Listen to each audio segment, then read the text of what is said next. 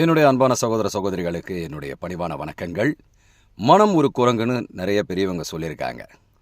அதாவது மனம் ஒரு குரங்குனா குரங்கு மாதிரி ஒரு நிலை இல்லாததுன்றதுக்கு தான் அதுக்கு அர்த்தம்.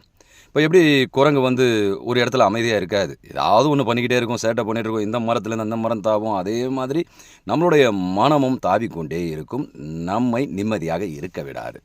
இப்போது ஒரு குதிரையோட இது நம்ம கையில் இருக்கிற வரைக்கும், நம்மளுடைய கண்ட்ரோலில் இருக்கிற வரைக்கும் குதிரை சரியாக போகும். ஆனால் குதிரையோட கண்ட்ரோலுக்கு நம்ம போயிட்டோம்னா எந்த பள்ளத்தில் அது தள்ளி விடுன்னு தெரியாது. அதே மாதிரி தான் நம்மளுடைய மனமும் நம்முடைய கண்ட்ரோலில் இயங்குச்சுன்னா, அது பேச்சை கேட்காம நாம் அதை நம்மளோட கட்டுப்பாட்டுக்குள்ளே வச்சுருந்தோம்னா நம்ம சரியானபடி இயங்குவோம். ஆனால் அதோட பேச்சை நம்ம கேட்க ஆரம்பிச்சிட்டோன்னு வச்சுக்கோங்க, அது முடிவே இல்லாத ஒரு பெரிய தொடர்கதையான துன்பத்துக்கு நம்மளை ஆளாக்கிடும். இன்றைக்கி மனம் ஒரு குரங்கு, இந்த டைட்டிலில் தான் நம்ம வீடியோவை வெளியிட இருக்க.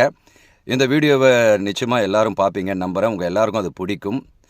அந்த வீடியோவை இன்றைக்கி 6 மணிக்கு நான் டெலிகாஸ்ட் பண்ணியிருக்கேன். தயவு செய்து உங்கள் ஆதரவை தாருங்கள்.